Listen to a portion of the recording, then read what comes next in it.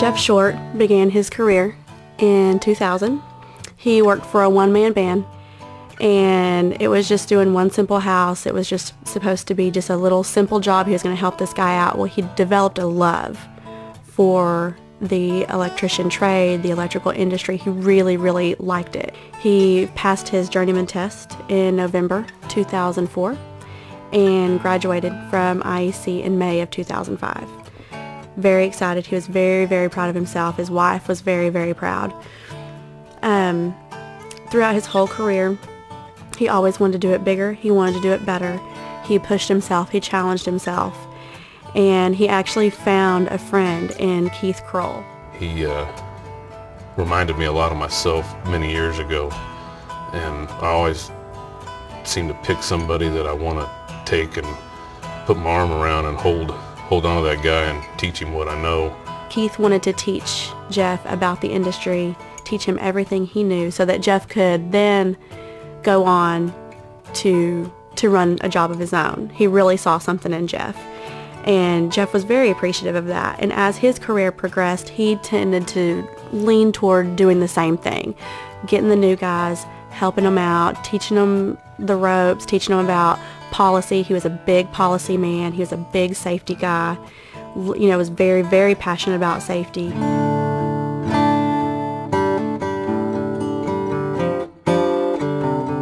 That's the type of person Jeff was. If he was walking through the building and he seen somebody using a ladder improperly, it didn't matter if that guy worked for me, if he worked for Kurt, another supervisor on the job, it didn't matter. Jeff pointed that out.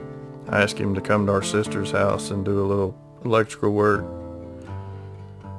It was just me, him, and my sister there on one Saturday or Sunday afternoon. I mean, and he come walking in, he had on his safety glasses, his hard hat, he had his leather gloves and his tool belt, everything. I'm like, Jeff, what are you doing? I mean, you're at Missy's house. You don't need all this. Just to do a simple job at home, you know, hanging a ceiling fan or, you know, changing a receptacle, he would strap on his tools, take all the safety precautions, and she was just like, you know, you're at home. It's okay. You can relax. And he's like, no, this is serious business. This is electricity, and you don't play around with it. They kind of nicknamed Jeff and kind of teased him a little bit. He was Mr. Safety. But Jeff was doing his job. Jeff would come to me and say, hey, you need to get on so-and-so. He's not wearing his gloves all the time. Or, hey, you know, I went up and spoke to... Jeff was not shy. Jeff would get up there and say something to somebody, but, you know, if the guy kind of, you know, okay, and put his gloves on, and the next day he was, you know, well, my gloves are right there, I wasn't wearing them or whatever. So Jeff would come to me and say, hey, just, you know, mention it and pass, and he'd talk to him. So he was always another set of eyes. He was Mr. Safety. He did everything right. And if you did something that wasn't right, he was going to let you know. I had a bad problem not wearing gloves and stuff, and every time I didn't have gloves on, he let me know. I always considered Jeff a true believer, and by true believer would be a guy that I know that even when I wasn't around or somebody else wasn't around, he was doing the right thing. Jeff was a guy that I didn't feel like too many times I'd ever have to go really check on him, because I knew that he was going to be doing what he should be doing. It was a Thursday. It had been raining the previous days, and there was a job that he needed to get done at another hospital just a couple of blocks away from where he was. And he called his wife and said, hey, since it's not raining, I'm going to go ahead and go over there and get that finished up. He'd started the job on Saturday with Keith, and, you know, they got it as far as they could get it. He was going to go finish it up. Thinking as an electrician, you know, he was either feeling rushed that he wanted to get it done and get home. Maybe he didn't want to come back on the weekend and work on it. Maybe he thought he was being a great employee by going ahead and getting the job knocked out. Jeff was one of those guys that if he felt like he could do it himself, a lot of times that's what he would do. He would sit there and go, you know, if I do this now, then we don't have to worry, you know, I don't have to worry about Keith, don't have to come back. Keith, I'll take care of it. The intention was for him to get it to a certain point of connecting power, stop, come back the next evening with Keith. They were going to disconnect power at the breaker, do the lockout tagout, and then go in and finish the job, do that without the hot work, because, you know, hot work is kind of frowned upon unless it's absolutely necessary. I think it was extra effort that he believed he was putting in, and he probably thought the risk factor was very low on what he was working on. Nobody knows what Jeff was thinking because he was by himself. If I had to guess, Jeff likes to do it bigger. He wants to be better. He wants to progress. He's just going to go ahead and knock it out. He's just going to get it done. They'd run the pipe and the wire and all that stuff and had the stems installed. Jeff's job was to go out that day and install the lights on the stem. So he goes, he starts doing the ground. He wires the ground, does the neutral, wires all the neutrals. Third is the hot. Now remember, these are on a timer. When Jeff checked them originally, there was no electrical current. But by this time, that timer had flipped. So when Jeff took his wire stripper out to connect to do the hot, as soon as the stripper, that metal, touched the hot wire, that was it. It got him. It went in through his right hand. And electrical current, when it enters something, it has to ground. It's just going to keep circulating until it finds a ground. Well, Jeff was kneeling. He was on his knees. So it went in through his right hand, into his arm, down his chest, stopping his heart, and grounded at his knees. Died instantly, and he was probably gone before he ever knew what hit him. Crash team came out as soon as it happened, pretty much. Crash team came out and tried to help him, but there was no helping him. He was gone. Jeff did leave behind a family. He left behind 2 daughters and then me. I'm his wife, Whitney Short. And you'll never, ever, ever imagine what it's like to go through something like that. And the phone call that I received with when Jeff lost his life was Keith Kroll calling and saying, "Tim, we've had a really bad accident, and the hospital won't tell me what's going on, but I'm afraid Jeff may have been electrocuted." And these 3 nurses grab me, and there's one on each side of me and one in the front of me, and they sit me down and they start telling me what has happened. And the whole time in my head I'm thinking, she's not about to say what she's fixing to say. This is a bad episode of Grey's Anatomy. There's no way. This is not about to happen. There's just no way that she's fixing to say this. Well, she said it. She said we did everything we could, but we couldn't save him. And she was frantic and upset and out of control for a little bit, as anyone would be on hearing that, and wanted to go spend time with Jeff. And you can never imagine what it's like to walk into a room and see your spouse on a hospital bed and he is gone. He doesn't look like he's sleeping. You can tell he is gone. It's, every dream that you ever had for your family is gone. Every plan that you made for the future is gone. Everything. I mean, even things that you had planned for the next day. We were supposed to go eat lunch the next day together. That was kind of our Friday ritual. Gone. I mean, it's gone. Everything.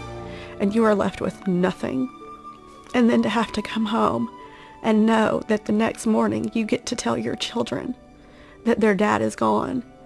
There's no words of wisdom. There's nothing to say. Finally tell Emma the next morning. She did understand that Daddy was with Jesus, that he was going to work on the stars and the moon. I never want to sit in a room in a hospital and kneel down and have to tell somebody that their spouse is not going to come home. I don't want to ever do that again. I don't want to go to their house and see their kids and know that they're never going to see their father again. They'll go through their entire life without a father. And he missed Addie's first Christmas. He missed her first birthday. He will miss her first steps. He missed Emma's very first soccer game, and let me tell you, she went toe-to-toe with a boy. She was not scared at all. It was hilarious, and that would have been something that we would have joked about, that we would have talked about. So that, to me, is really the hardest thing. It hit me hard. I consider him a good friend. I mean, not just at work, but out of work. We hunted together, did stuff together out of work. First time I ever had to deal with a situation of a friend that I worked with getting killed. When you can put a face with it, it's different. When you know that you've shook that man's hand before, you've chewed his butt before, you've drank a beer with him before, you've went to birthday parties, Christmas parties, things like that. You share good times and bad times with them. These are guys that have worked with Jeff for years and are his friends and spend time with him on the weekends, spend lots of time with him during the day, and you know, it's tough. You didn't have to know him to have that gut-wrenching feeling that you just lost a part of your family.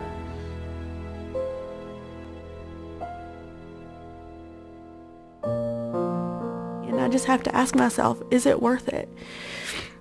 And that's the whole purpose of all of this, is just asking yourself, is it worth it? You got family. You may not have kids, you may not have a spouse, but there's somebody out there that loves you and cares about you and wants you to come home. Maybe not tonight, but they want you to come home. They want to see you. We need everyone to realize it's more than just about you. It's about your wife, your children, your significant other, your girlfriend. That there's a lot more at stake than I think what a lot of times what people really take into consideration. When someone passes away, there's no way that they can come back. They're gone, and there's no way to retrieve them. They don't get a second chance. But possibly we can use this accident to get to a much broader number of people and convince them to stop and think, is it worth it? Because I can tell you, if you look at my life and you look at what we've been through, what we've had to go through, it's not even close to worth it. It's not even around the corner from worth it. You can teach Joe how to use the hammer. You can teach him what to do with the hammer. But when you put it in his hand, you can't keep him from hitting himself with it. The human factor is going to play in. We're all human. We all make mistakes. We have to be accountable. We have to watch what we do. You have to think about what you do every minute. Safety isn't something we have to do. Safety is something that we live by day in, day out. It's at the forefront of every thought process we have. If you can honestly say that yes, my children need me around, my wife needs me, my whoever needs me there, please, please go down the other path. Please make the other decision. Because I'm telling you, I'm living proof that it's just not worth the risk. It's just not. I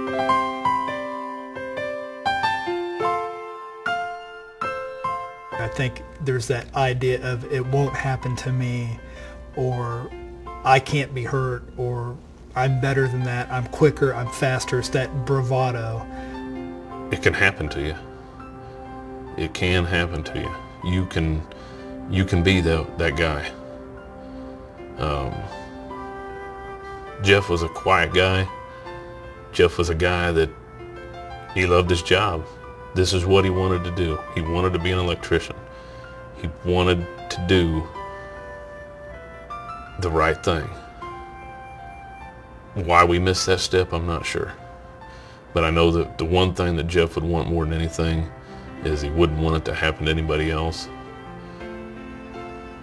He wants to make sure to know that if it can happen to him, it can happen to anybody. So the next time anybody ever thinks that they are going to take a shortcut, that they want to be the hero, that they want to go bigger and go better and be progressive and get the pat on the back, it is not worth it. If you're afraid that your boss is going to be upset, let him be upset, let him put you in a bad mood, but you get to go home that night. There's no need to take a shortcut. We don't want you to take a shortcut. We'll pay you not to take a shortcut. Just don't do it. It's not worth it.